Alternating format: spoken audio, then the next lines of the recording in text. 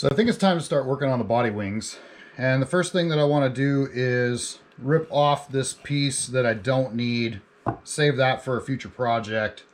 And then the second thing we're going to do is send this through the bandsaw, I think, and try to resaw some of this off. It's about 50 mil thick and I only need about 35 mil. So we can take, 10, 15 millimeter off of this and save it for something else. So I think we're going to do that before we start sending it through the planer and just needlessly shaving it into wood chips.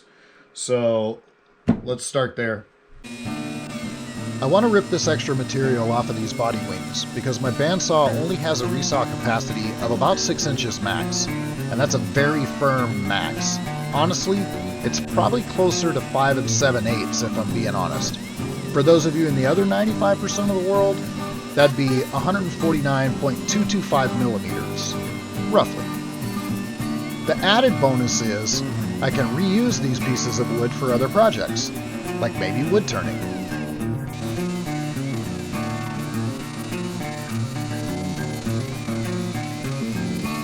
With the excess removed, it'll now fit through my bandsaw, so we can resaw this off instead of just creating a huge pile of chips. And again, maybe I can use those offcuts for a future project as well.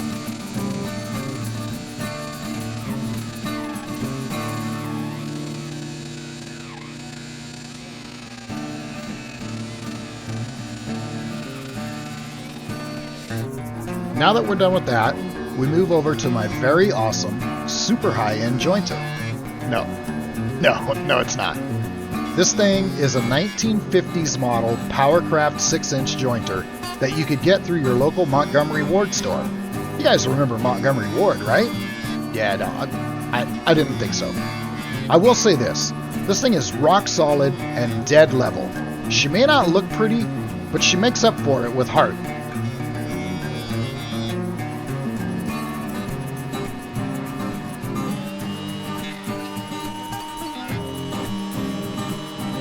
With that, we move to my most hated tool in my entire shop, the bane of my existence, the one tool I try to avoid at all costs, this Delta 12-inch lunchbox planer. It's louder than a jumbo jet landing on your house, it vibrates everything in a 5 square block radius, and if you don't clamp it down, it'll walk right off the bench.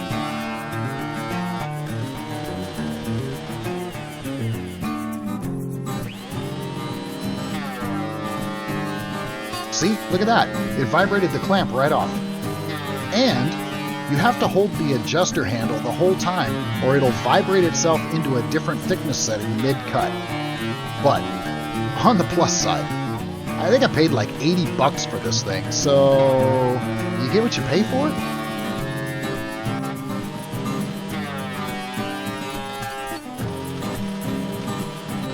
And then I decided to do the dumbest thing I could possibly think of.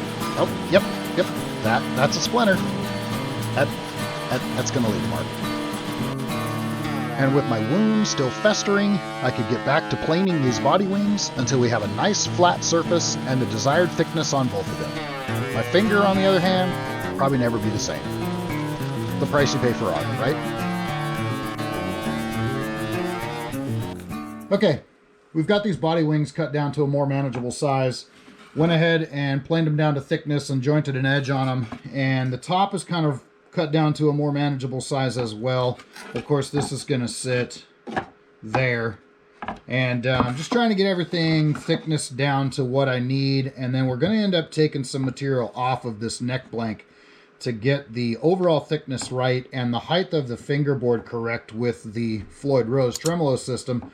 So I think we're in good shape there. I think the next thing to do is index these body wings to the neck blank in a manner that we can put them on, take them off, and still work with this thing.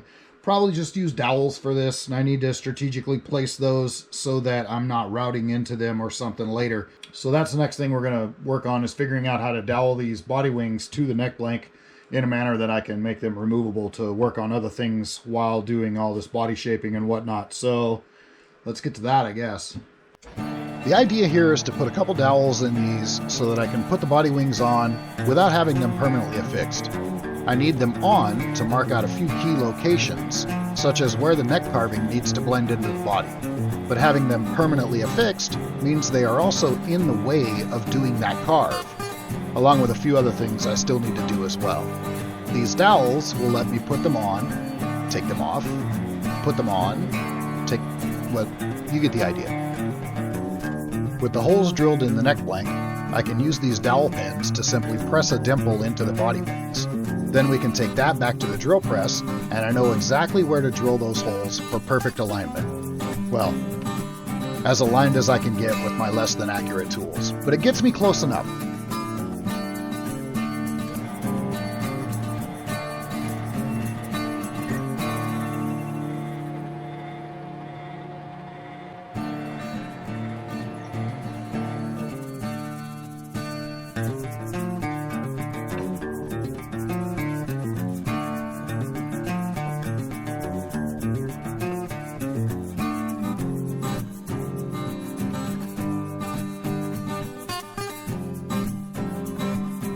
Okay, on to the next part.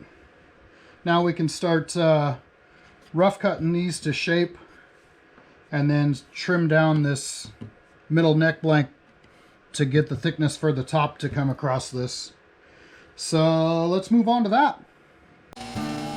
Now that we know where the body wings need to go, we can rough cut these into a somewhat Hellcaster-esque shape. So over to the bandsaw to, well, rough cut these.